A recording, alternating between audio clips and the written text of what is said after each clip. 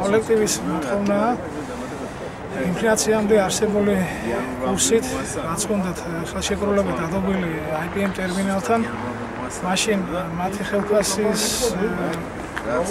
შეადგენდა დოლარის კურსი ლარდა 65 და მოთხოვნა კოლექტივის სათაო ოფისში განკუთვნილი სახელმწიფო თანხა დოლარში რომ ეთილინებოდა დაურეგონ ხალხს ეკვივალენტით ლარში.